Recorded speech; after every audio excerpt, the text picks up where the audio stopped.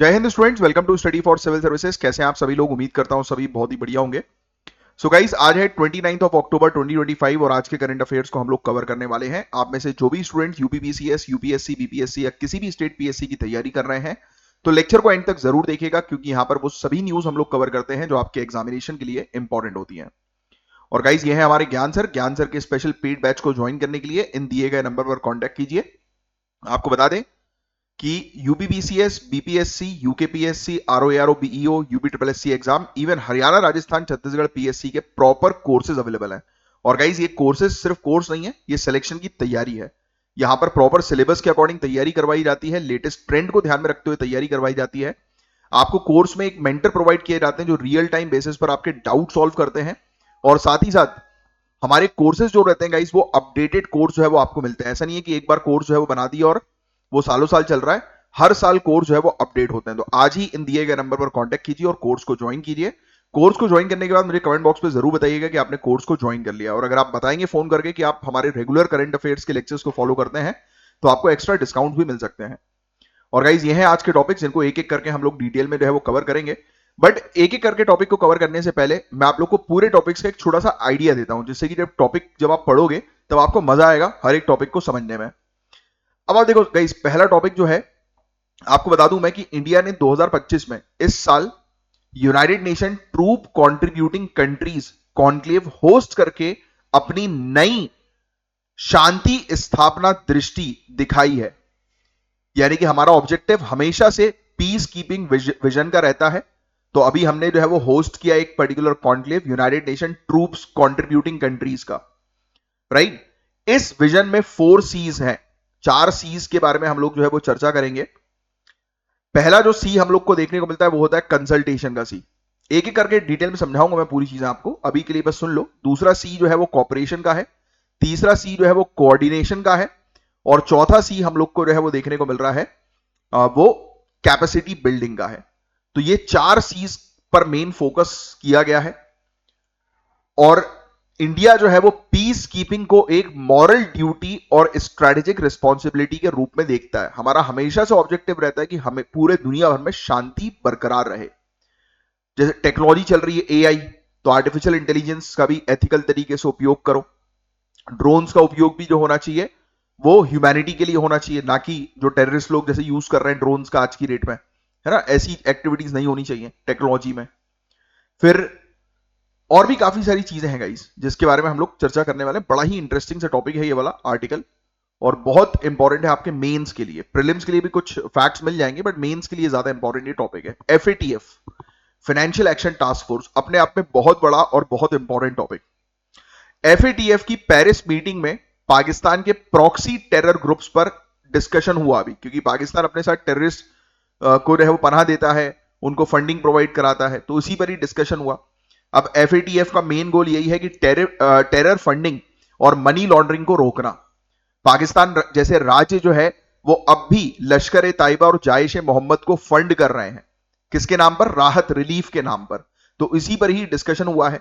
FATF की basically 3 list होती है। अक्सर नोट्स में, आर्टिकल्स में 2 लिस्ट का ही जिक्र होता है। एक ब्लैक लिस्ट का जिक्र होता है और एक ग्रे लिस्ट का जिक्र होता है, बट एक्चुअल में इसमें हम लोग को एक लिस्ट और देखने को मिलती है। तो बड़ा इंपॉर्टेंट टॉपिक है, तो इसी पर ही हम लोग जो है वो चर्चा करेंगे। नेक्स्ट जो टॉपिक हम लोग को देखने को मिलता है, इलीगल सेक्स डिटर्मिनेशन और फीमेल फीटिसाइड, अभी भी इंडिया में मेजर इशू है हमारे। ये बड़ा इंपॉर्टेंट टॉपिक है गाइस, बड़ा इंपॉर्टेंट। आज भी हम लोग को जो है वो देखने को मिलता है कि बच्ची जो है वो पैदा होती है, उसी के साथ जो है वो उनको मार दिया जाता है। हमारे यहां पर कानून भी है, पीसीपीएनडीटी कानून 1994 का, राइट। और सेक्स रेशियो एट बर्थ अभी भी 1000 मेल्स में 917 है, राइट। तो इससे जेंडर इंबैलेंस देखने को मिल रहा है। सन का प्रेफरेंस अभी भी हम लोग को जो है वो ज्यादा देखने को होता है, बट कंपैरेटिवली कम हुआ है, ये एक अचीवमेंट है, बट आज भी है ये वाली प्रॉब्लम। तो उसी पर ही हम लोग जो है वो बात करेंगे। तो ये सुनने वाला टॉपिक मेनली है और कुछ आंकड़े इसमें नोट डाउन करने वाले हैं।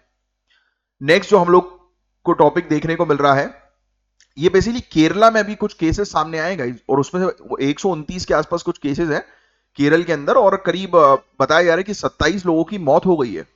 और किस चीज के कारण ये है, ये प्रॉब्लम है।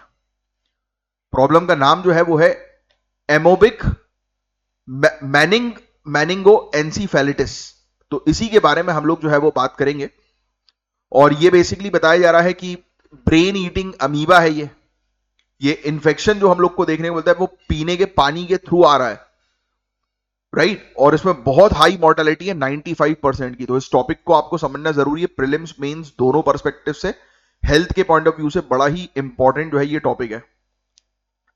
फिर नेक्स्ट हम लोग को जो है वो देखने को मिल रहा है, नेक्स्ट टॉपिक की जो है वो चर्चा करेंगे हम लोग।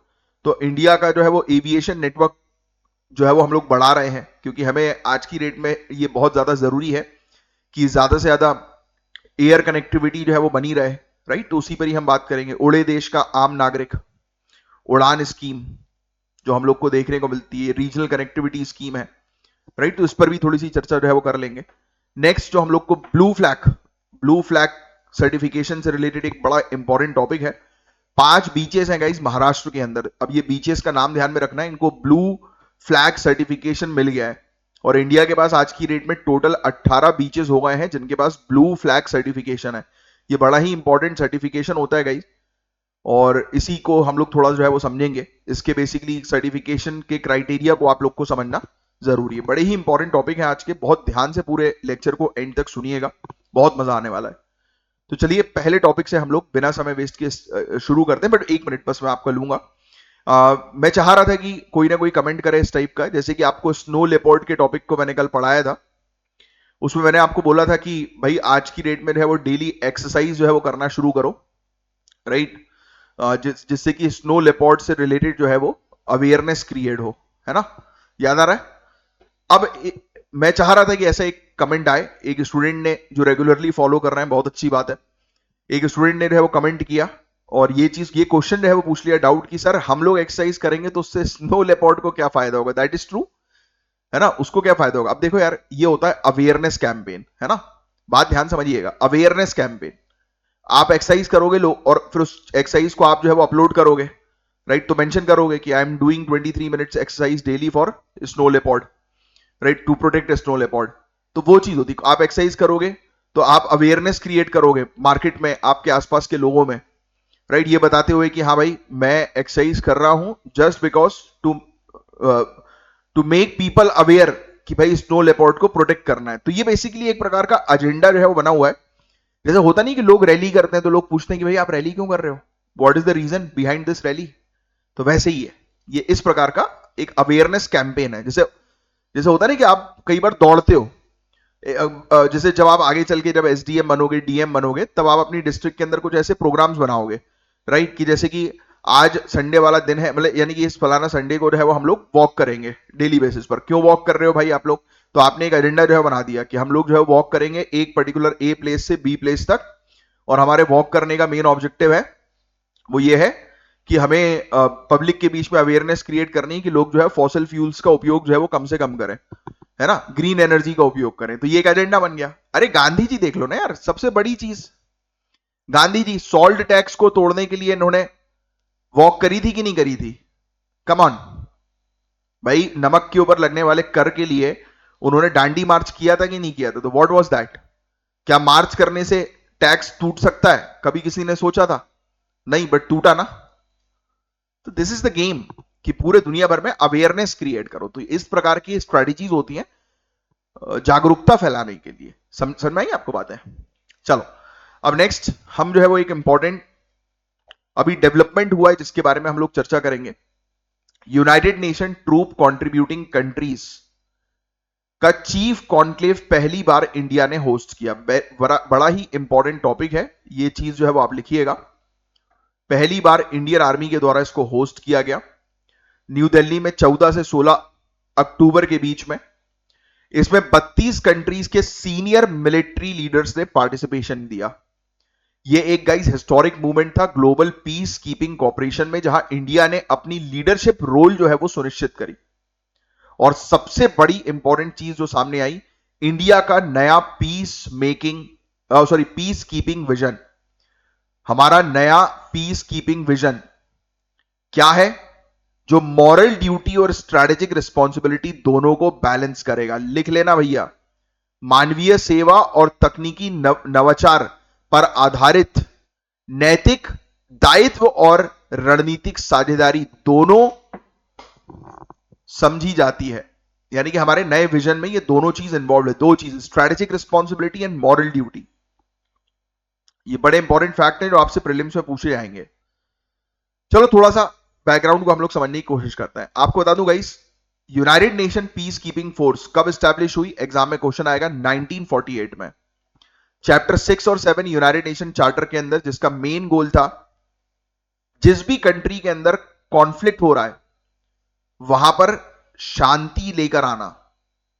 जो भी कंट्रीज के अंदर विवाद हो रहे हैं वो विवाद को खत्म करवा के वहां पर शांति लाना।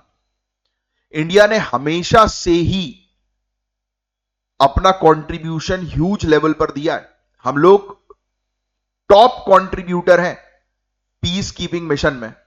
आपको पता है अभी तक 3 लाख से ज्यादा इंडियन सोल्जर्स ने, इंडियन ऑफिशियल्स ने 50 से ज्यादा मिशन में सर्व किया है, चाहे Congo, Lebanon, south Sudan, Liberia, कैसी भी कंट्रीज हो, हमने बहुत ज्यादा अपना कंट्रीब्यूशन दिया है। 2007 में एक अचीवमेंट आया जब इंडिया ने पहली बार all women police contingent deploy किया लाइबेरिया में, जो कि सिंबल प्रोवाइड करा रहा है जेंडर इक्वलिटी का और ह्यूमैनिटेरियन सर्विस का। यह फैक्ट भी लिखिए आप। हमारे पीस कीपिंग मिशन में सिर्फ मेल सोल्जर्स नहीं गए, बल्कि पहली बार महिलाएं गई थी सेवा देने। और सबसे इंस्पायरिंग बात है, इंडिया का पीस कीपिंग एक हमारी जो संस्कृति है ना उससे उभर कर आता है, जिसमें हम पूरे दुनिया भर को एक फैमिली मानते हैं और जिसको हम लोग कहते हैं वासुदेव कुटुंबकम। ये चीज जरूर ध्यान में रखिएगा। ये हमारे कल्चर से जुड़ा है, हमारे ट्रेडिशन से जुड़ा है। और हम अहिंसा पर फोकस करते हैं, नॉन वायलेंस पर फोकस करते हैं। यानी पीस कीपिंग को इंडिया सेवा के रूप में जो है वो देखता है कि अगर हम शांति बरकरार रखेंगे तो वो हमारे लिए कोई एक्स्ट्राऑर्डिनरी चीज नहीं है, वो एक सर्विस है भाई हमारी। ये हमारा, आप कह सकते हैं कि कर्तव्य है एक प्रकार से, है ना। ये कोई कंपटीशन नहीं कर रहे हैं हम लोग कि हम सबसे ज्यादा अपने सोल्जर्स भेजेंगे। ये हमारा दायित्व है। हम लोग बोलते हैं कि भाई हमें शांति बरकरार रखनी है, इससे हमें कोई और बेनिफिट नहीं चाहिए। हम तो चाहते हैं पूरे दुनिया भर में शांति रहे। अब डिफेंस मिनिस्टर ने एक फ्रेमवर्क दिया जिसे कहते हैं 4 C's। ये चीज लिखिएगा आप, जिसमें हम लोग 4 C's के बारे में बात करें, जो मैंने आपको स्टार्टिंग में ही बताया था। ये लिख लीजिएगा, बड़ा इंपॉर्टेंट है। हम लोग जो है वो टारगेट कर रहे हैं सबसे पहले कंसल्टेशन पर, परामर्श की बातचीत करो और कॉन्फ्लिक्ट्स को रिजॉल्व करो, शांति लेकर आओ। कॉपरेशन, सहयोग करो, सब लोग साथ में मिलकर आओ और शांति बरकरार करो। दूसरा है कोऑर्डिनेशन, सबके साथ मिलकर रहो। चौथा है कैपेसिटी बिल्डिंग, कि ज्यादा से ज्यादा लोगों को इन्वॉल्व करो जो शांति को प्रमोट करें। तो ये 4 पिलर्स बताते हैं कि हम जो है वो आज की डेट में सुधार की तरफ बढ़ रहे हैं और तेजी से शांति बरकरार रखने के लिए हमारा ह्यूज कंट्रीब्यूशन है। एक्सटर्नल अफेयर्स मिनिस्टर ने कहा कि कॉन्फ्लिक्ट्स अब सिर्फ बैटल फील्ड तक जो है वो लिमिटेड नहीं है।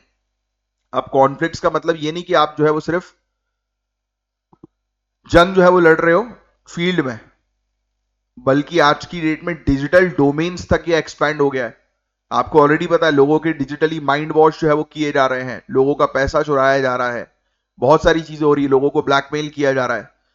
तो ये बैटल फील्ड तक अब लड़ाइयां नहीं है, कॉन्फ्लिक्ट्स नहीं है, बल्कि अब ये लोगों के मोबाइल तक पहुंच गई हैं। इसलिए पीस कीपिंग मैंडेट को रियल ग्राउंड रियलिटीज के अकॉर्डिंग डिजाइन करना चाहिए। TCCs यानी कि ट्रूप कंट्रीब्यूटिंग कंट्रीज के साथ हम दोबारा से इस मुद्दे पर बात करें और एक नई चीज शामिल करें जो कि है डिजिटल थ्रेट। यह अप्रोच कंबाइन करता है 2 चीजों को, कि भाई एक तो हमारी मॉरल लेजिटिमेसी है कि भाई मॉरली, नैतिक तौर पर हम लोग जो है वो चाहते हैं कि चीजें जो है वो सही रहे, और दूसरा ऑपरेशनल रियलिज्म, कि हम रियलिटी को जो है वो समझें।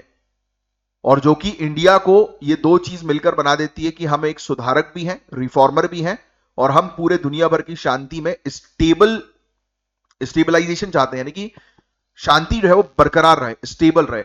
ऐसा नहीं कि कुछ समय तक हमने जो है वो जोर लगाया और शांति कर दी। शांति का मतलब परमानेंट शांति होना चाहिए, समझे आप। अब टेक्नोलॉजी का भी बड़ा रोल है शांति बरकरार रखने में। टेक्नोलॉजी को इंडिया ने डिस्क्राइब किया है कि यह मॉरल मल्टीप्लायर है, यानी टेक्नोलॉजी सिर्फ कन्वीनियंस नहीं, एक एथिकल फोर्स मल्टीप्लायर है जो सेफ्टी, ट्रांसपेरेंसी और मिशन की एफिशिएंसी बढ़ाता है। इंडिया ने प्रपोज किया है एक लेयर्ड UAS/C UAS डॉक्ट्रिन, जिसमें ड्रोन्स, अनमैन्ड एरियल व्हीकल्स, इसको हम लोग बोलते हैं ना UAV, राइट। तो वही वाली ये हम लोग को डॉक्ट्रिन जो है वो देखने को मिल रही है, जिसमें ड्रोन्स का उपयोग पेट्रोलिंग के लिए, कॉन्वॉय को प्रोटेक्ट करने के लिए, सर्विलांस के लिए, राइट। कहीं पर कैजुअलिटी हो भी गई है तो उनको इवैक्यूएट किया जाए, उसके लिए कैजुअलिटी इवैक्यूएशन। तो इंडिया ने इस चीज का भी प्रपोजल रखा है कि हम एक ऐसी डॉक्ट्रिन लेकर आए जिसमें हम लोग टेक्नोलॉजी, ड्रोन टेक्नोलॉजी का इस्तेमाल करें मिशन को और बेहतर बनाने के लिए। साथ ही इंडिया ने हाईलाइट किया कि AI enabled logistics, predictive data analytics और डिजिटल कमांड टूल्स, जिससे हम ह्यूमन रिस्क वोलेटाइल जोन्स में मतलब कम हो, ह्यूमन रिस्क जो है वो हम कम कर सकें। यानी कि जो होता है ना कि लोगों की मौतें हो जाती हैं, तो हम आर्टिफिशियल इंटेलिजेंस का उपयोग करके सिचुएशन को जो है वो पहले से एनालाइज कर लें और फिर वो बोलते हैं ना कि कोई घटना घटने के बाद एक्शन लेने की जगह घटना घटने से पहले एक्शन ले लिया है, यानी कि प्रिवेंटिव एक्शंस लें हम लोग। तो ये चीज इंडिया ने हाईलाइट करी। इसके अलावा 2025 के डिफेंस एक्सपो में इंडिया ने शोकेस किए 41 इंडियन मेड सिस्टम्स आत्मनिर्भर भारत के अंदर, जो बताता है कि हम नए नए इनोवेशन कर रहे हैं, और जब इनोवेशन हम कर रहे हैं तो पूरे दुनिया भर की सिक्योरिटी को ध्यान में रखते हुए कर रहे हैं। एक विजनरी प्रपोजल भी दिया गया, blue sky peace keeping Commons, ये लिख लेना, blue sky peace keeping Commons, ये चीज पूछी जा सकती है। प्रपोजल इंडिया का ये एक शेयर्ड डिजिटल प्लेटफॉर्म है जहां टेलीमेट्री डेटा, ड्रोन फीड्स और इंटर ऑपरेबिलिटी स्टैंडर्ड्स जितनी भी कंट्रीज हैं जो पीस कीपिंग मिशन में कंट्रीब्यूशन दे रही हैं उनके बीच शेयर किया जाएगा। यानी कि ये डिजिटल प्लेटफॉर्म के माध्यम से डेटा जो है वो शेयर किया जाएगा हर एक चीज का, जिससे कि ये मिशन को और बेहतर तरीके से कोऑर्डिनेशन के साथ जो है वो सक्सेसफुल बनाया जा सके। और बहुत important, strict rules of behaviour बनाए गए ड्रोन उपयोग के लिए इंश्योर करेंगे कि डेटा का मिसयूज ना हो, राइट। और हर एक चीज रूल्स के अकॉर्डिंग जो है वो होनी चाहिए, ये चीजें हैं। But yes, even though India का अप्रोच प्रोग्रेसिव है, बट कुछ चुनौतियां भी हैं, जैसे कि पॉलिटिकल कॉम्प्रोमाइज से मिशन वीक हो सकता है। कई बार होता है ना, कई बार पॉलिटिक्स जो है वो इस प्रकार की ह्यूमैनिटेरियन मिशन के आड़े आ जाती है, फंड्स की कमी होती है, टेक्नोलॉजी आउटडेटेड है, सोल्जर्स पर्याप्त नहीं है ना। तो ऐसी चीजें भी हम लोग को देखने को मिलती हैं। पीस कीपिंग और काउंटर टेररिज्म ओवरलैप होने से इंपार्शियलिटी कॉम्प्रोमाइज होती है, कई बार ये भी होता है। क्राइम अगेंस्ट पीस कीपर्स और मिसकंडक्ट के केसेस में प्रोसिक्यूशन बहुत कम है। कई बार जो लोग सहायता करने के लिए सोल्जर जा रहे हैं उन्हीं पर ही अटैक हो जाता है, उन्हीं के साथ ही बदसलूकी कर दी जाती है। वहां की लोकल पुलिस जो है वो उनको एक्शंस लेने नहीं देती, कई बार उन्हीं को हरास कर देती है। तो ऐसी चीजें नहीं होनी चाहिए, है ना। आज की डेट में साइबर ड्रोन बेस्ड खतरे बढ़ते जा रहे हैं, जिसको भी इसमें शामिल करना जरूरी है। तो आर्मी चीफ ने गाइस हमारे ये कहा स्मॉलर स्मार्टर मिशन, इसके बारे में फोकस किया। फोकस है प्रिवेंटिव डिप्लोमेसी, न्यूट्रलिटी और एडवांस टेक्नोलॉजी के ऊपर, कि हम लोग जो है वो देखो एडवांस टेक्नोलॉजी के जरिए क्राइम होने से के बाद एक्शन लेने की जगह क्राइम होने वाला हो उस स्थिति को ध्यान में रखते हुए पहले ही चीजें कंट्रोल कर लें, क्योंकि ये ह्यूमैनिटेरियन असिस्टेंस है, जिससे कि किसी बेगुनाह का नुकसान ना हो, उससे पहले ही उसको बचा लिया जाए। एग्जाम्पल, इंडिया ने प्रपोजल दिया कि cease fire verification and protection mission का गाजा के अंदर, जहां पर इंडियन इंजीनियर्स, मेडिकल यूनिट्स और यूएवी मॉनिटरिंग जो है वो की जाए। तो ये सब दिखाता है कि इंडिया जो है गाइस ये स्टैंडर्ड्स को जो है वो चूज कर रहा है ना, और शांति जो है वो एथिकल तरीके से जो है वो चाह रहा है, मॉरल ड्यूटी मान रहा है शांति को, ना कि शांति को जो है वो एक पावर का टूल माने कि हम शांति करा रहे हैं तो हम पावरफुल है ना। तो वैसा काम नहीं कर रहे हैं हम लोग। हमने बोला कि हमें कोई पावर वावर नहीं चाहिए, ये तो हमारी मॉरल ड्यूटी है। तो ये अपने आप में एक बहुत अच्छी चीज है। तो yes, it is very important कि हम लोग जो है सबसे पहली चीज तो सिविलियन की प्रोटेक्शन पर फोकस करें। और हाँ, हमेशा जो होस्ट नेशन है उसकी सहमति होना जरूरी है, तभी तो आप काम कर पाओगे। पता लगे जिस जिस जगह पर आप अपने ट्रूप्स को भेज रहे हो और वो कंट्री अलाउ ही नहीं कर रही है ट्रूप्स को एंटर करना, तो आपके ट्रूप्स जो है वो कॉम्प्रोमाइज हो सकते हैं। तो ऐसी चीजें ना हो। टेक्नोलॉजी का उपयोग करो, नई नई टेक्नोलॉजी आ रही है, एआई, ड्रोन्स, अच्छे टूल्स का उपयोग करो। टीसीसी को एम्पावर जो है वो करो, ट्रूप कंट्रीब्यूटिंग कंट्रीज को, यानी कि जो अपने ट्रूप्स प्रोवाइड कराते हैं उन्हें डिसीजन मेकिंग और कैपेबिलिटी बिल्डिंग में उनकी बात रखनी चाहिए। महिलाओं का पार्टिसिपेशन होना चाहिए। ग्लोबल साउथ पार्टनरशिप को जो है वो बढ़ाओ, डेवलपिंग कंट्री के पार्टनरशिप को। और चीजें ट्रांसपेरेंट रखो, हर एक चीज उसकी ऑडिटिंग वगैरह जितनी भी होनी चाहिए वो प्रॉपर ट्रांसपेरेंट होनी चाहिए। तो दैट्स इट। तो ये था गाइस पूरा ओवरऑल टॉपिक। होपफुली आपको चीजें अच्छे से समझ में आई होंगी इस टॉपिक से रिलेटेड। देखो, FATF financial action task force, October 2025 में इसकी मीटिंग पेरिस में हुई, जिसमें एक बहुत ही इंपॉर्टेंट मुद्दे पर फोकस था गाइस, स्टेट स्पॉन्सर्ड टेररिज्म। बहुत ज्यादा इंपॉर्टेंट एक टॉपिक, स्टेट स्पॉन्सर्ड टेररिज्म। यानी जब कोई कंट्री टेरर ग्रुप को डायरेक्टली या इनडायरेक्टली फंड प्रोवाइड कराए, उनको ट्रेनिंग दे या फिर उनको सपोर्ट प्रोवाइड कराए। अब डिस्कशन में स्पेशल रेफरेंस ऑब्वियसली पाकिस्तान का है, क्योंकि पाकिस्तान इन चीजों में इन्वॉल्व है। स्पेशली पाकिस्तान के लश्कर ताइबा की अगर हम बात करें, जायश ए मोहब्बत की बात करें, तो ऐसे बैंड ग्रुप्स जो हैं वो अभी भी काफी ज्यादा एक्टिव है, और उनका जो एक्टिवेशन है उसके पीछे सिर्फ और सिर्फ पाकिस्तान का हाथ है। अब गाइस आपको बता दें, इसमें FATF की जो ये हम लोग को देखने को मिली कि मीटिंग हुई, 200 से ज्यादा आप कह सकते हैं कि ज्यूरिसडिक्शंस या कंट्री की बात करें, ऑब्जर्वर्स की बात करें, उन्होंने पार्टिसिपेट किया, जहां यूनाइटेड नेशन सिक्योरिटी काउंसिल के ISIL अलकायदा सैंक्शन लिस्ट में 130 से ज्यादा पाकिस्तान लिंक्ड एंटिटीज मेंशन की गई। सोचो आप, ऐसे 130 से ज्यादा टेरर आउटफिट्स जो पाकिस्तान से कनेक्टेड हैं, वो यहां पर बात की गई। तो आइए समझते हैं पूरी चीजों को डिटेल में। थोड़ा सा मैं आपको बैकग्राउंड समझाता हूं। तो ये FATF है क्या exactly? Financial action task force. तो ये एक inter governmental policy making body है। पहला पॉइंट, आपस में गवर्नमेंट्स मिलकर जो है वो पॉलिसीज बनाती हैं। ये स्टैब्लिश हुई थी 1989 में G7 कंट्रीज के इनिशिएटिव से, और ये पेरिस समिट में जो है वो स्टैब्लिश की गई थी। ये चाहो तो लिख लो, पेरिस समिट में इसको जो है वो स्टैब्लिश किया गया था। यहां पर लिखा हुआ है 1989 G7 कंट्रीज की सपोर्ट से पेरिस समिट में इसको जो है वो स्टैब्लिश किया गया। इसका हेडक्वार्टर जो है वो अक्सर एग्जाम में पूछते हैं, पेरिस फ्रांस में इसका हेडक्वार्टर है, और ये ऑपरेट करता है OECD के under, organization for economic cooperation and development. इसका मेन ऑब्जेक्टिव जो है वो क्या है, ये पूरा लिख लेना। Money laundering, terror financing, proliferation of weapon of mass destruction, यानी कि जो न्यूक्लियर बॉम्ब्स वगैरह जो होते हैं ना, उसके पोजीशन को रोकना, या फिर ऐसे वेपन्स के पोजीशन को रोकना, यानी किसी के पास भी ऐसा वेपन नहीं हो जिससे कि जन का नुकसान हो, मतलब ज्यादा मात्रा में लोगों का नुकसान हो, जेनोसाइड हो। तो यानी ग्लोबल स्टैंडर्ड्स ये बनाती है जिससे कि दुनिया का फाइनेंशियल सिस्टम स्टेबल रहे, पहला पॉइंट। और दूसरा पॉइंट, किसी भी प्रकार से मनी लॉन्ड्रिंग और टेरर फाइनेंसिंग जैसी एक्टिविटीज ग्लोबल लेवल पर ना हो। इसके फंक्शंस की अगर हम बात करें, स्टैंडर्ड्स बनाती है ये। FATF के रिकमेंडेशन इशू जब होते हैं तो इसका मतलब ये होता है कि एक ग्लोबल फ्रेमवर्क बनता है एंटी मनी लॉन्ड्रिंग और टेरर फाइनेंसिंग को काउंटर करने के लिए।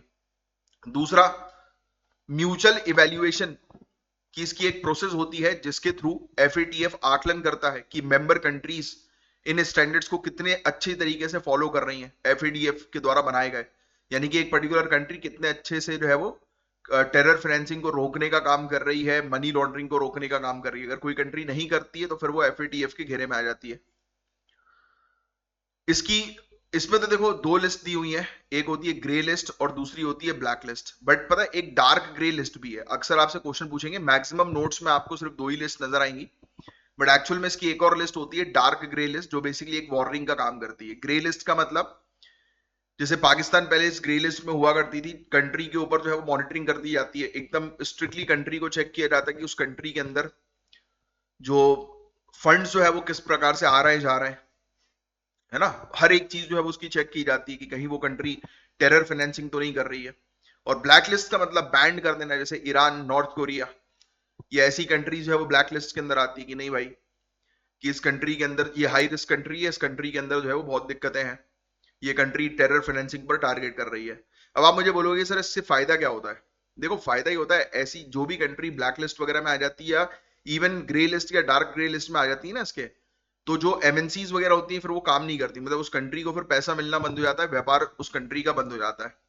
क्योंकि एमएनसी को डर होगा ना। आप खुद सोचो ना, आप क्या अपनी कंपनी जो है वो ऐसी जगह पर खोलोगे जहां पर आपको जो है वो रिस्क है कि उस कंट्री एक पर्टिकुलर जिस कंट्री का जो क्षेत्र अधिकार है, जो कानून है उस कंट्री का, राइट, और वो कंट्री ऐसी है जो टेरर फाइनेंसिंग कर रही है, तो क्या आप खोलोगे अपनी कंपनी जिस कंट्री के ऊपर जो है वो निगरानी है पूरे दुनिया भर के, आप कह सकते हैं कि ब्यूरोज की, है ना, जो क्राइम को रोक रहे हैं? नहीं खोलोगे ना, क्योंकि आप खोलोगे तो ब्यूरोज की निगरानी भी आपके ऊपर आ जाएगी। बात बिल्कुल ऐसी हो गई कि आपका एक पर्टिकुलर कोई दोस्त है जो जो बेसिकली इलीगल काम करता है, तो क्या आप उसके साथ उठना बैठना पसंद करोगे?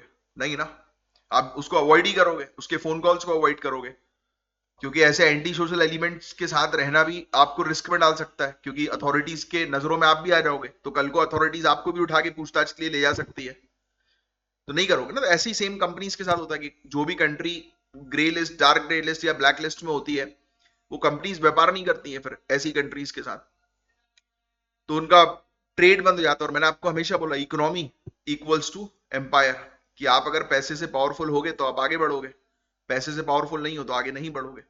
तो इस प्रकार से नुकसान होता है एक कंट्री को। क्रिप्टो करेंसी का मिसयूज तो नहीं हो रहा, इस चीज की भी जानकारी करती, मतलब रिसर्च करती है, एनालिसिस करती है। वर्चुअल एसेट्स और स्टेट स्पॉन्सर्ड टेरर फाइनेंसिंग जैसे उभरते हुए रिस्क पर अपनी रिपोर्ट तक पब्लिश करती है ये। IMF, world bank, United nation जैसे 200 से ज्यादा इंटरनेशनल ऑर्गेनाइजेशंस के साथ मिलकर पूरे दुनिया भर के बीच में कोऑर्डिनेशन रहे उस चीज को इंश्योर करती है ये। तो ये चीजें हैं, थोड़ी सी ध्यान में रखिएगा। अब इस चीज को समझते हैं हम लोग, इस टर्म को, स्टेट स्पॉन्सरशिप ऑफ टेररिज्म। तो स्टेट स्पॉन्सरशिप का मतलब होता है जब पर्टिकुलर एक कोई कंट्री डायरेक्टली या इनडायरेक्टली किसी टेरर ऑर्गेनाइजेशन को फंडिंग दे रही है या उसको कोई सपोर्ट कर रही है या ट्रेनिंग प्रोवाइड करा रही है, तो उसको स्टेट स्पॉन्सरशिप कहा जाता है, जो मैं आपको पहले भी बता चुका हूं। अब एफएटीएफ की रीसेंट रिपोर्ट ने ये रिकॉग्नाइज किया है कि स्टेट बैक्ड टेरर फाइनेंसिंग, यानी कि एक कंट्री किसी टेररिस्ट आउटफिट को फंड्स प्रोवाइड करा रही है, तो ये एक लॉन्ग टर्म खतरा है वैश्विक शांति और स्टेबिलिटी के लिए और सिक्योरिटी के लिए। तो वैश्विक सुरक्षा, वैश्विक शांति के लिए एक बहुत बड़ा खतरा बन जाता है अगर एक कोई कंट्री ही किसी टेररिस्ट आउटफिट को जो है वो पनाह दे रही है। तो एग्जांपल देख लो, पाकिस्तान के इंटेलिजेंस बैक्ड प्रॉक्सीज जैसे द रेजिस्टेंस फोर्स, जो लश्कर ए ताइबा का फ्रंट ऑर्गेनाइजेशन है, जो रिसेंटली यूनाइटेड स्टेट्स ने जिसको ग्लोबल टेरर आउटफिट जो है वो डिक्लेयर किया हुआ है, तो ये चीज भी जो है आप जानते ही हैं। फिर इसके अलावा रिपोर्ट्स के मुताबिक पाकिस्तानी सरकार ने बैंड ग्रुप्स के इंफ्रास्ट्रक्चर रिकंस्ट्रक्शन के लिए भी पैसा एलोकेट किया। सोचो आप, लश्कर ए ताइबा को 4 करोड़ रुपए, यानी कि पाकिस्तानी रुपए, फूड रिलीफ फंड के तौर पर जो है वो दिया इन लोगों ने। सोच रहे हो, लश्कर ए ताइबा को 4 करोड़ रुपए मिल रहा है और ये शो करके कि भाई हम तो जो है वो आम आदमियों को जो है वो खाना प्रोवाइड करा रहे हैं। आपको भी पता है कि वो 4 करोड़ का खाना नहीं खाएंगे, वो साले वेपन्स खरीदेंगे। तो ये कहानी है। अब ग्लोबल कम्युनिटी भी रिलीज कर रही है कि ऐसी रिपोर्ट्स की भाई स्टेट स्पॉन्सर्ड टेररिज्म एक लगातार बढ़ता हुआ वैश्विक खतरा है, और एफएटीएफ के थ्रू इंटरनेशनल कोऑपरेशन जो है वो बढ़ रही है, जिससे कि ऐसी कंट्रीज को अकाउंटेबल बनाया जाए जो टेरर फाइनेंसिंग जैसी एक्टिविटीज में इन्वॉल्व है। इंडिया के इंटेलिजेंस इनपुट ने लगातार हाईलाइट किया है कि इस प्रकार के ऑर्गेनाइजेशन जो एक स्टेट की पनाह, एक कंट्री की पनाह में रहते हैं, वो अभी भी बहुत मेजर रिस्क क्रिएट करते हैं। इसलिए एफएटीएफ के स्टैंडर्ड्स, इवोल्यूशन और मॉनिटरिंग सिस्टम बहुत इंपॉर्टेंट टूल होते हैं कि फाइनेंशियल नेटवर्क जो है वो ऐसी एंटिटीज यूज ना करें। ठीक है, और आज की डेट के चैलेंजेस भी काफी सारे हैं, जैसे कि टेरर फंडिंग। अब ट्रेडिशनल प्लस डिजिटल सिस्टम्स दोनों का मिसयूज जो है वो करते हैं। क्रिप्टो करेंसी, डार्क वेब, इन सब में ये सब तो फंडिंग होती है। ठीक है, और कंट्री अगर किसी टेरर ग्रुप को पनाह देती है तो उनको एक शील्ड मिल जाती है टेरर ग्रुप को बचने की। क्रॉस बॉर्डर कोऑर्डिनेशन अभी भी लिमिटेड है क्योंकि इंटेलिजेंस शेयर नहीं करते आपस में कंट्रीज एक दूसरे के साथ। एफएटीएफ के रिकमेंडेशंस को प्रॉपर तरीके से फॉलो नहीं किया जा रहा। रिलीफ, राहत प्रोवाइड कराने के नाम पर फंड रेज करके उसका मिसयूज किया जाता है। पैसे मांगे जाते हैं कि भाई गरीबों को खाना खिलाएंगे, और वेपन्स खरीदने में उस पैसे का इस्तेमाल जो है वो कर दिया जाता है। तो इन्हीं सब चीजों को जो है वो रोकना है, जो आज की डेट के मेजर चैलेंजेस है। That's it guys. अब देखो, अब ये टॉपिक सुनने वाला टॉपिक है मेनली, और समझने वाला, और कुछ फैक्ट्स होंगे जो नोट डाउन कर लेना। सितंबर 2025 में एक शॉकिंग केस सामने आता है।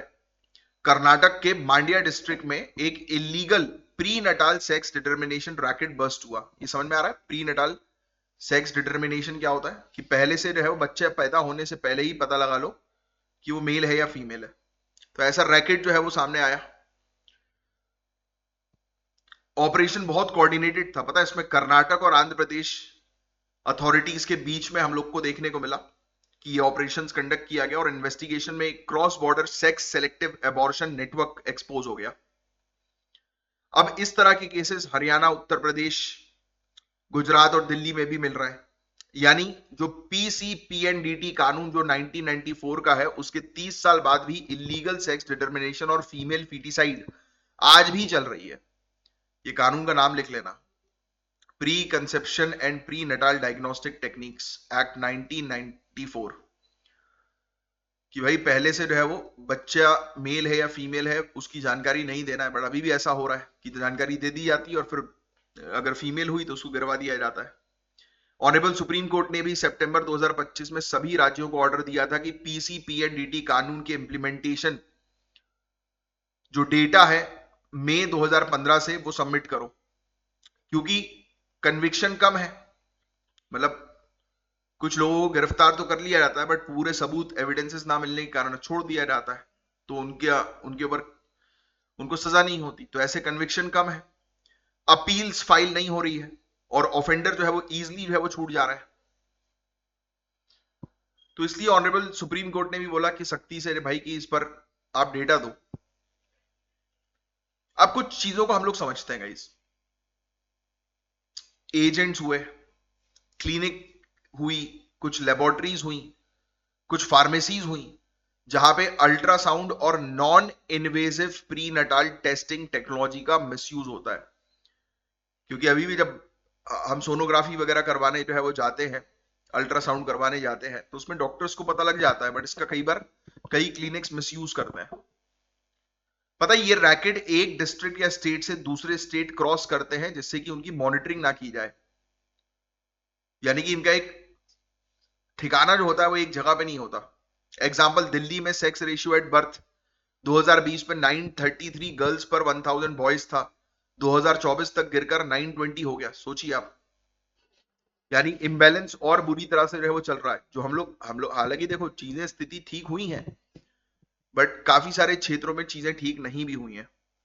अभी भी वो मेल चाइल्ड की जो डिमांड है वो अभी भी बहुत बहुत हाई है। हालांकि लोग मुंह पे जो है वो कुछ और बोलते हैं, बट अंदर ही मन में जो है वो कुछ और ही चीजें रहती है कि मेल चाइल्ड की बॉन्ड्स। मैं दूसरों की क्या बात करूं, मैं तो अपने कुछ मतलब दोस्त हैं जिनके जिनके बेबी होने वाले हैं, तो वो बोलते ही ऐसा है कि मेरा बेटा होगा तो ऐसा होगा। वाई नॉट बेटी? पहले ही थॉट प्रोसेस ये क्यों है? हुआ था मेरे एक दोस्त से जब मैंने बात करी, मैंने उसको मुंह पे बोल दिया था, मैंने बेटी हुई तो 2 मिनट के लिए वो जो पॉज था ना, उसमें क्लैरिटी मिल गई कि अभी भी लोगों की थिंकिंग जो है वो कितनी नैरो है।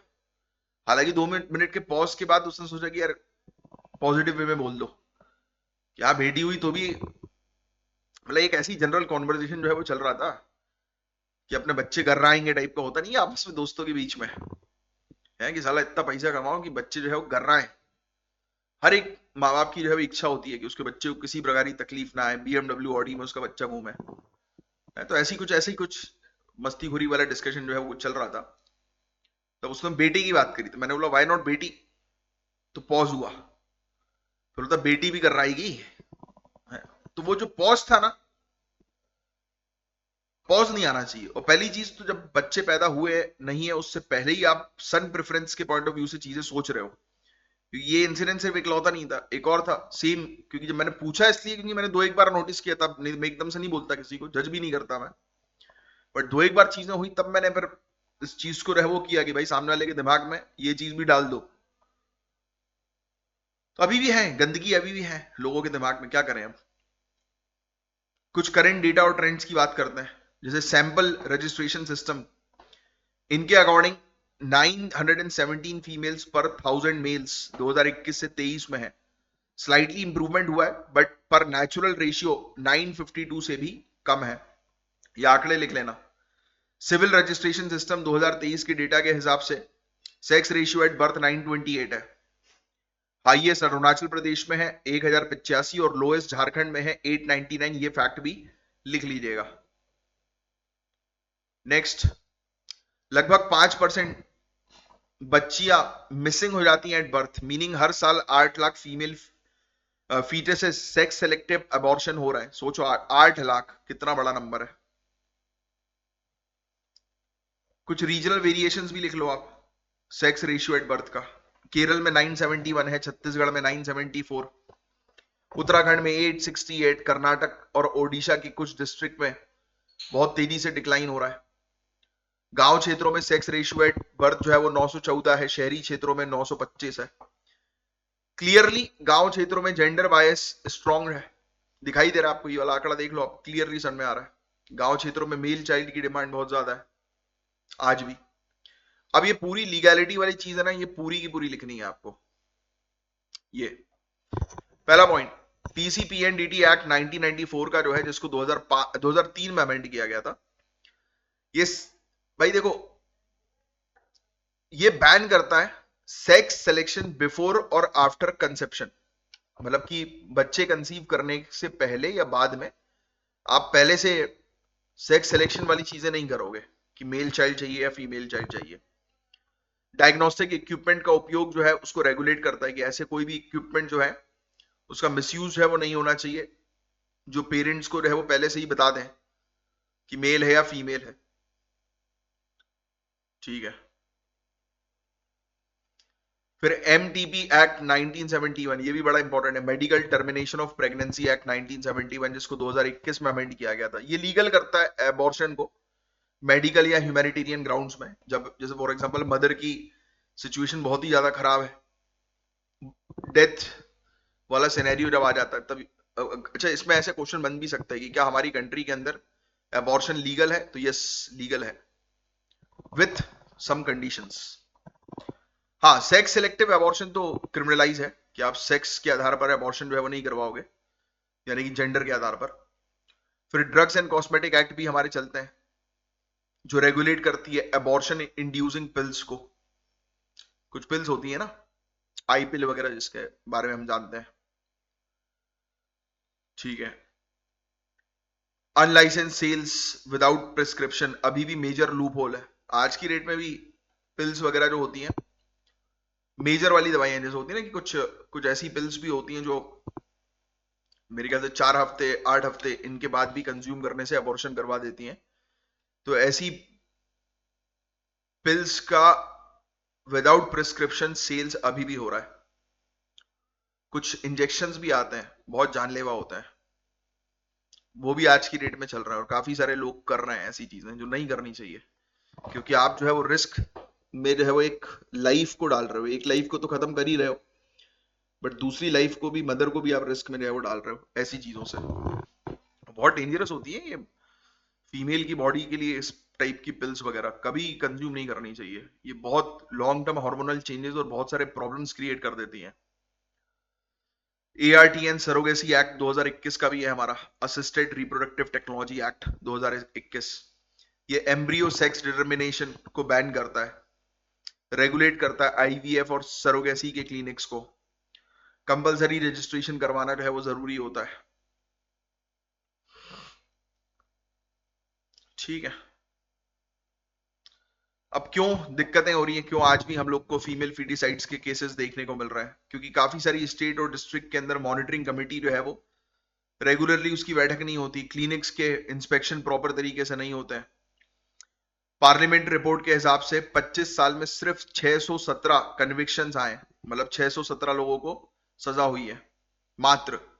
18 राज्यों और यूनियन टेरिटरीज में एक भी केसेस रजिस्टर्ड नहीं हुए, सोचिए आप। फिर इसके अलावा प्रोफेशनल एसोसिएशंस, जो अक्यूज डॉक्टर जो होते हैं ना, जिसके ऊपर आरोप लगे हुए हैं, उसको डिफेंड करते हैं भाई। देखो, पहली चीज मेरा मानना है कि किसी भी राह चलते व्यक्ति के ऊपर एकदम से आरोप नहीं लग जाएगा। आरोप लगने के पीछे भी कोई ना कोई चेन इन्वॉल्व रहती है, इन्वॉल्वमेंट रहता है। जानबूझकर कोई किसी के ऊपर आरोप जो है वो नहीं लगाता है, that is true, until unless उसके पीछे कोई मेजर इंटरेस्ट ना हो, जो इन्वेस्टिगेशन में पता लग जाता है। कोई ना कोई गलती होती है, तब जाकर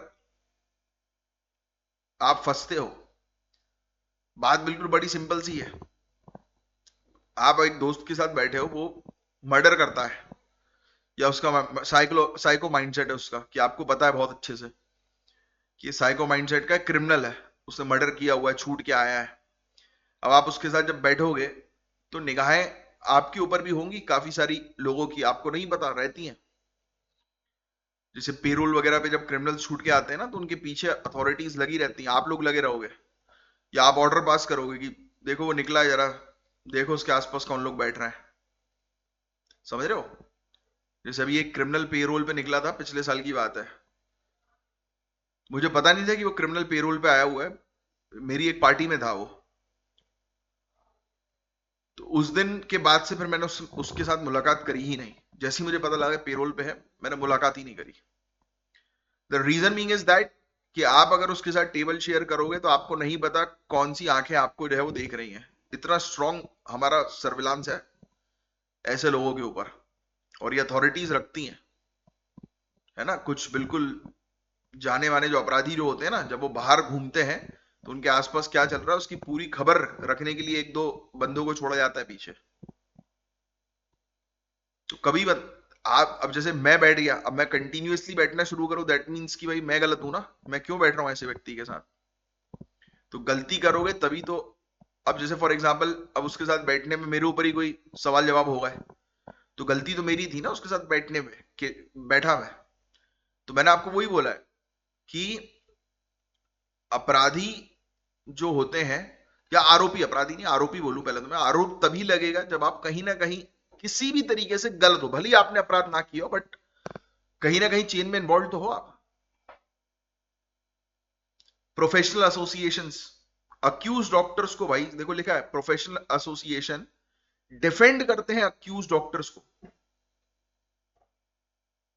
खुद ब खुद मेडिकल का एसोसिएशन अपराधियों को बचाने पर काम करता है। क्यों? क्योंकि उसको अपनी इमेज क्लीन रखनी है ना। कई बार अपराध को क्लेरिकल एरर बताकर कवर कर दिया जाता है कि यार ये तो एरर हो गया। फिर कई बार पोर्टेबल अल्ट्रासाउंड और एनआईपीटी टेक्नोलॉजीज बहुत तेजी से इवॉल्व हो रही हैं। घर बैठे बैठे आप पता लगा सकते हो, ऐसे भी कुछ अल्ट्रासाउंड है।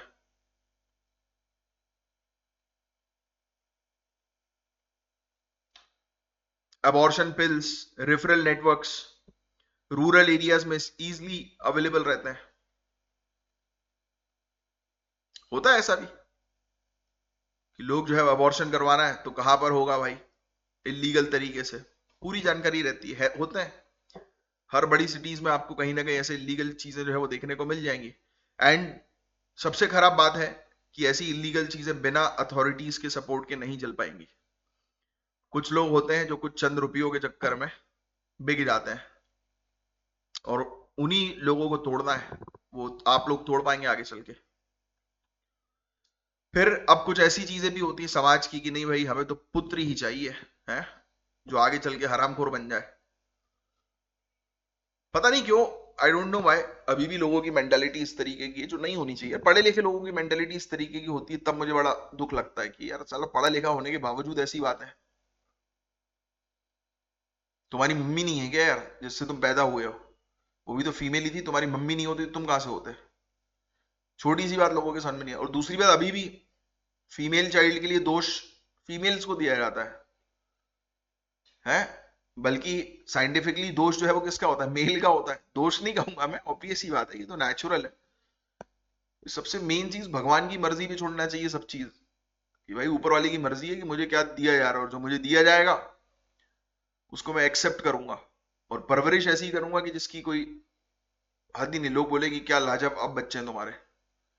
तो ये माइंडसेट होना चाहिए। पता नहीं ये सड़ा माइंडसेट क्यों है लोगों का। मेल इनहेरिटेंस रूट कॉज होता है वही पैट्रियार्कियल का, कि भाई मेरा वंश आगे बढ़े। तो वंश बच्ची से भी तो बढ़ सकता है भाई।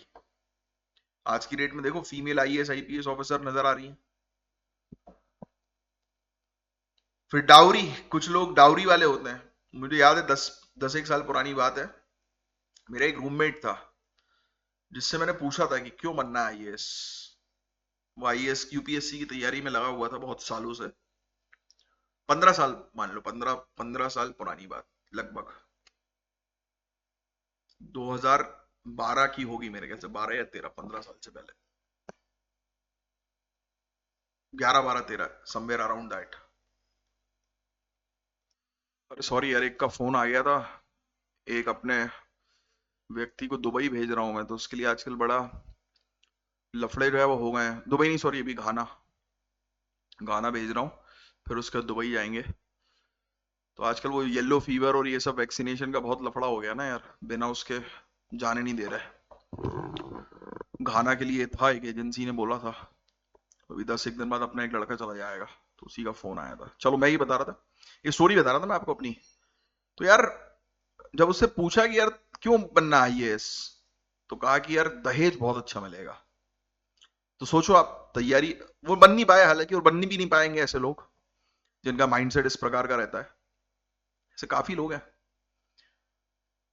फिर छोटी फैमिली का नॉर्म्स भी हम लोग को देखने को मिलता है। फैमिलीज छोटी हो रही हैं आजकल, पर माइंडसेट जो है वो यही है कि एक बेटा जरूर होना चाहिए है।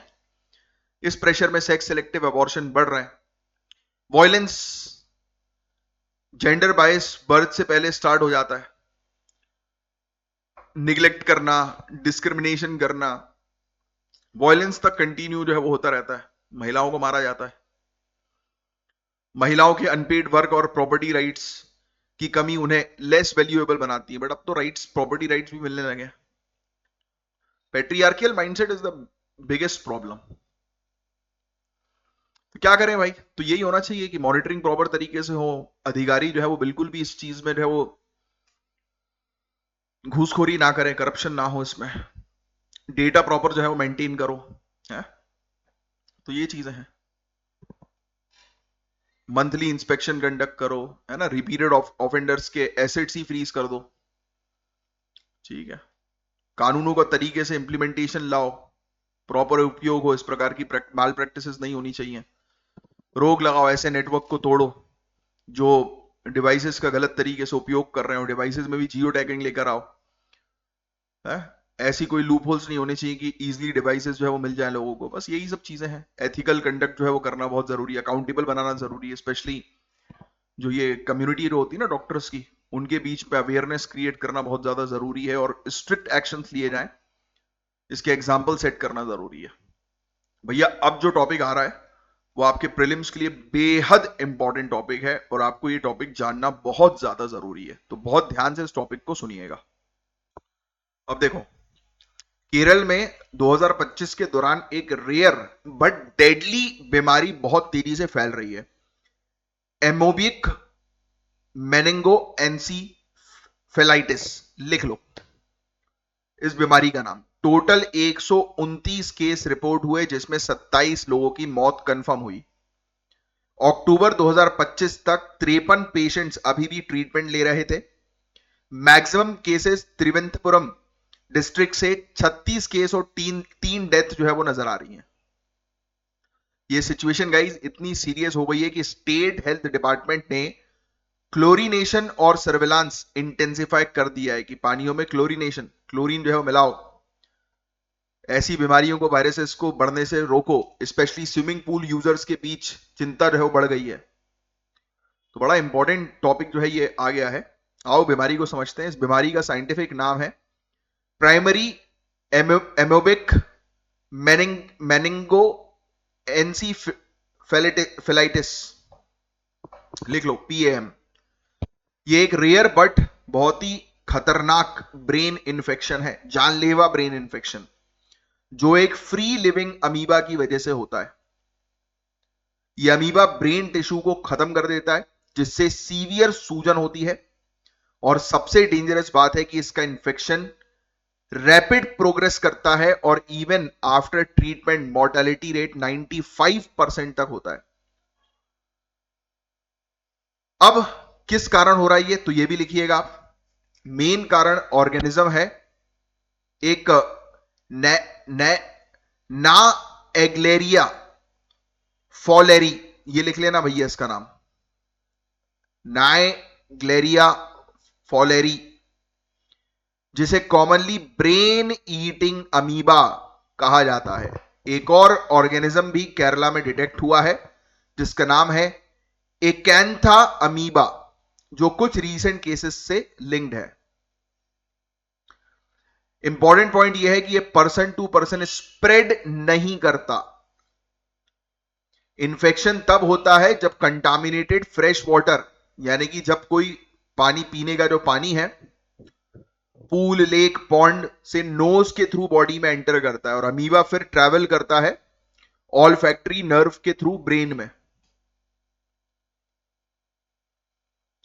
एकैंथ अमीबा के केसेस में ओपन वुंड्स के जरिए भी इंफेक्शन होता है, यानी कि किसी को कहीं पर चोट जो है वो लगी हुई है, स्किन वगैरह में जो वुंड्स ओपन रहते हैं ना, स्किन वुंड्स ओपन रहते हैं, यानी कि घाव से बॉडी के अंदर चला जाता है। स्पेशली जब कोई पर्सन कंटामिनेटेड वाटर बॉडीज के कांटेक्ट में आ जाए, यानी कि उस वाटर बॉडी में अगर ये अमीबा है तो वो ट्रैवल कर जाएगा बॉडी के अंदर। ये अमीबा गर्म पानी में, और इवन सोचते कि भाई पानी को बॉईल करके पी लो, नहीं, काम नहीं करेगा। मिट्टी में भी ये चला जाएगा, गर्म पानी में भी चला जाएगा। इसलिए ट्रॉपिकल और सब ट्रॉपिकल रीजन जैसे केरल ज्यादा प्रॉब्लम्स में है। नेक्स्ट, अब इन्वेस्टिगेशंस ने कुछ इंटरेस्टिंग पैटर्न्स रिवील किए। पहली चीज तो ये जो पहला वाला जो वायरस है, ये मोस्टली फ्रेश वाटर में देखने को मिल रहा है, पीने वाले पानी में। और दूसरा जो है वो एकैंथ अमीबा, इसके केसेस में कुछ दिन से लेकर 1 साल तक रह सकता है ये पानी में। सोचो आप कितनी खतरनाक चीजें हैं यार, कि ये वायरस 1 साल तक, या अमीबा 1 साल तक पानी में रह सकता है बिना मरे। पेशेंट रिजॉर्ट के स्विमिंग पूल में गए थे, कोजी घोड़े के, उसमें उनको हो गया। बेचारे स्विमिंग पूल में नहाने एंजॉय करने गए, वहां उनकी बैंड बज गई। त्रिवेंद्रपुरम में एक वर्कर जो था, जिसके पैर में लगी हुई थी, उसको इन्फेक्शन हुआ और उसके कारण इसकी स्थिति बहुत खराब हो गई। अर्ली साइंस ये होता है कि सर दुखने लगता है, धुंधला दिखने लगता है, कभी कभार कुछ दौरे भी पड़ते हैं बिना फीवर के। कई केसेस में डायग्नोसिस इंसिडेंटल था during neurological test. Early detection कर लिया तो भाई चीजें जान बचाई जा सकती है, वरना तो स्थिति खराब है। केरल जो है वो एग्रेसिवली टेस्टिंग जो है वो कर रहा है। इवन वेस्ट बंगाल जैसी अप्रोच जो है वो अपना रहा है कि फटाफट लोगों को जो है वो टेस्ट करो। अर्ली सिम्टम्स की अगर हम जो है वो बात करें तो ये लिख सकते हो आप, early symptoms, advance system, headache होगा, बुखार आ जाएगा, वॉमिटिंग होगी, चक्कर आएंगे। एडवांस स्टेज में गर्दन जो है वो स्टिफ हो जाएगी, कंफ्यूजन होने लगेगा, चलते चलते इंसान जो है वो गिरने लगेगा, बैलेंस उसका खराब होगा, हेलुसिनेशन होगा, सदमे आ सकते हैं, कोमा में तक जा सकता है। और अगर टाइम पर ट्रीटमेंट नहीं मिले तो पेशेंट्स जो है कुछ ही दिनों में उनकी डेथ हो सकती है।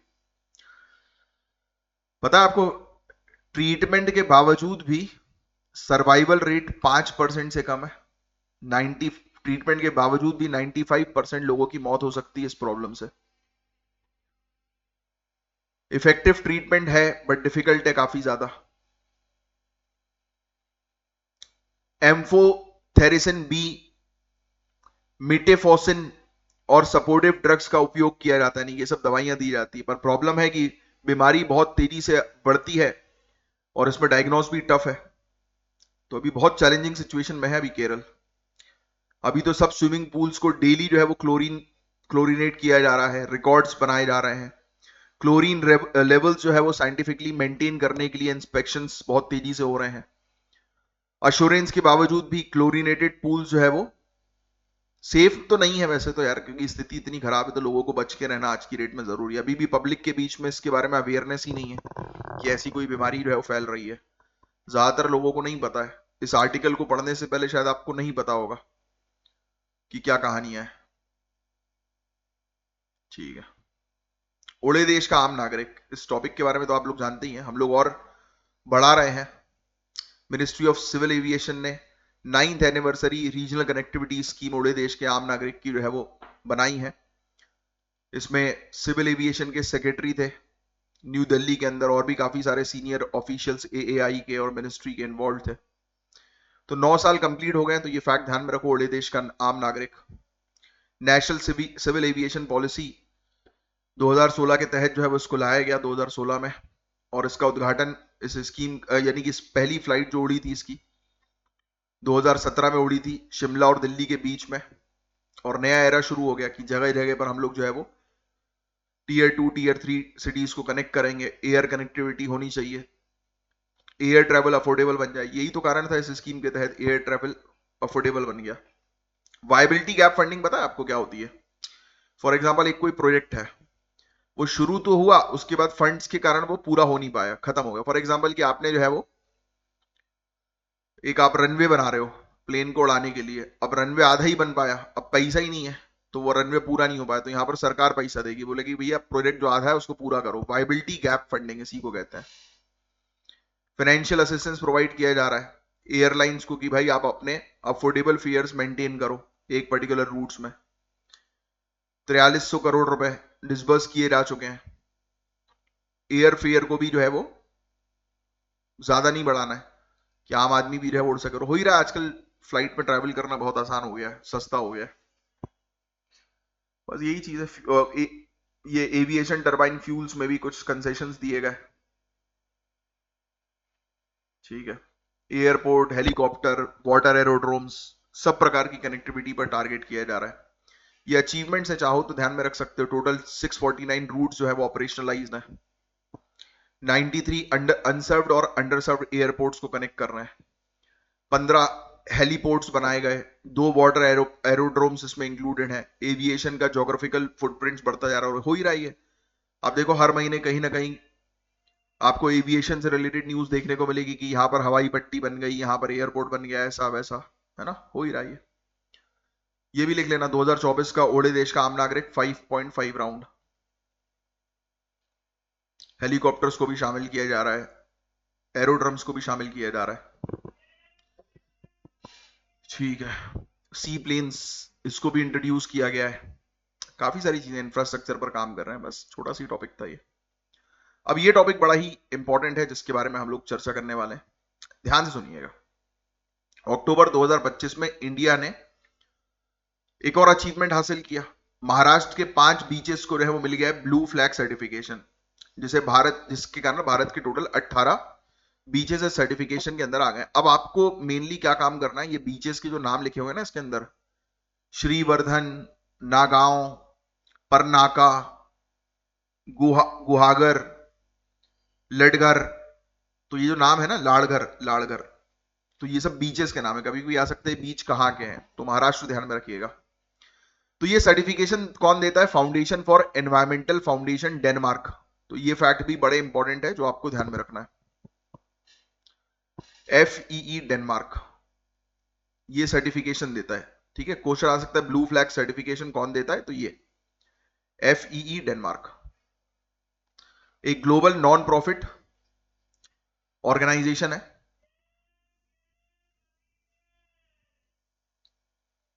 तो अब देखो होता क्या है कि अगर किसी भी पर्टिकुलर बीच को अगर ये सर्टिफिकेशन मिल जाए, है ना, तो इसका मतलब है वो बीच प्रॉपर तरीके से एनवायरमेंट को मैनेज कर रहा है, प्रॉपर वहां पर पानी की क्वालिटी का स्टैंडर्ड अच्छा है, टूरिस्ट की सेफ्टी का ध्यान रखा जा रहा है, हर प्रकार की फैसिलिटीज वहां पर अवेलेबल है।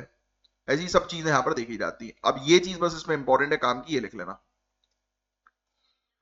6 चीजें हैं जो जिसको देखने के बाद जो है वो सर्टिफिकेट दिया जाता है मेनली। वैसे तो इनके पैरामीटर्स जो होते हैं वो 48 होते हैं, ठीक है, ये भी अलग से कहीं पे लिख लो, यहां पर शायद लिखा नहीं है। 48 पैरामीटर्स इनके होते हैं, 48 पैरामीटर्स होते हैं, बट 6 इंपॉर्टेंट चीजें होती हैं जिसको देखी जाती है। ये 48 पैरामीटर्स इन 6 चीजों के अंदर ही है।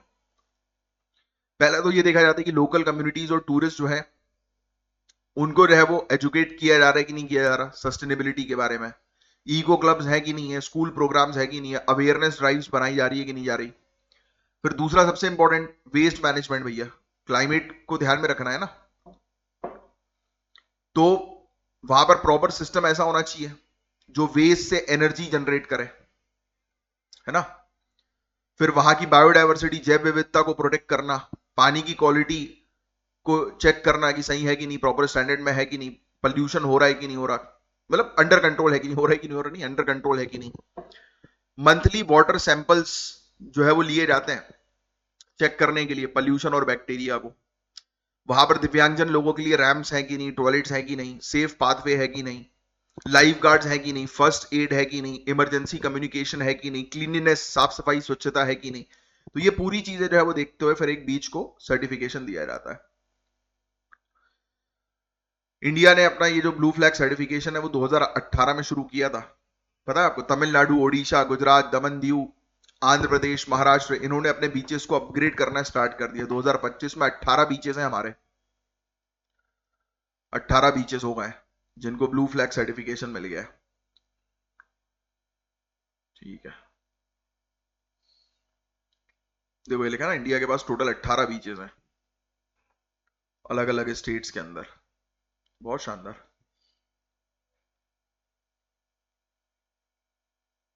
ठीक है, बस that's it. Life below water sustainable development goal number 14, इसको ये सपोर्ट करता है। ठीक है, डिफेंस प्रोक्योरमेंट मैन्युअल 2025, तो ये रिप्लेस कर रहा है 2009 के मैन्युअल को कि भाई हम लोग खरीदारी जल्दी से जल्दी कर सकें, हमारे स्टार्टअप्स भी इन्वॉल्व हों, right, micro small and medium enterprises भी इन्वॉल्व हों डिफेंस के प्रोडक्ट्स में अपना कंट्रीब्यूशन देने के लिए। ठीक है, लिक्विडेटेड डैमेज जो है इंडिजनाइजेशन प्रोजेक्ट का वो इंक्रीज किया गया 0.5% पर वीक से, और वेंडर्स के ऊपर इंश्योर की गई स्ट्रिक्ट अकाउंटेबिलिटी। ये तो सही है कि वेंडर्स के ऊपर अकाउंटेबिलिटी बढ़ाई गई, बट एक्चुअली ये 0.1% पर वीक कर दिया गया, 0.5% से रिलैक्स किया गया। ठीक है, स्वदेशी प्रोजेक्ट्स जो होते हैं ना, तो उसमें जो डैमेजेस वगैरह जो हो जाते हैं तो उसमें रिलैक्सेशन दिया गया, नहीं तो फिर पहले पेनाल्टीज जो है वो लगती थी भाई। फॉर एग्जांपल एक किसी व्यक्ति ने टेंडर जो है वो लिया, वो टाइम पर उस चीज को पूरी नहीं कर पा रहे, तो एक डैमेज ही है ना, क्योंकि भाई डिफेंस वाली चीजें हैं, टाइम टू टाइम जो है वो होनी चाहिए, स्ट्रिक्ट डिसिप्लिन उसके लिए। हालांकि ये वाला टॉपिक पूछेंगे नहीं, इतना इंपॉर्टेंट नहीं है, एक जानकारी के लिए बस आपको दे दिया है। ठीक है, इसके सोल्यूशन यहाँ पर दिए हुए हैं। अब यूनाइटेड नेशन का ये वाला तो आप ही बताओगे मुझे कमेंट बॉक्स पे लिखकर इसका आंसर।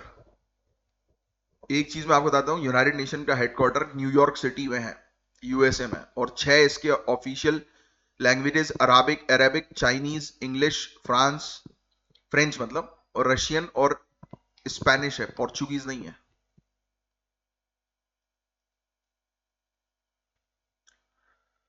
और ये डिफेंस प्रोक्योरमेंट मैनुअल 2025 से रिलेटेड मेंस के लिए क्वेश्चन है, ये मेंस में क्वेश्चन बनने की संभावना है, तो उसके लिए दे दिया है। बाकी प्रीलिम्स के पॉइंट ऑफ व्यू से वैसा नहीं बनेगा। और पेड कोर्सेज को ज्वाइन करने के लिए दिए गए नंबर पर कांटेक्ट कीजिए। अब मैं मिलूंगा आपसे नेक्स्ट लेक्चर में, तब तक के लिए bye bye, take care, have a great day ahead. जय हिंद, जय श्री महाकाल गाइस।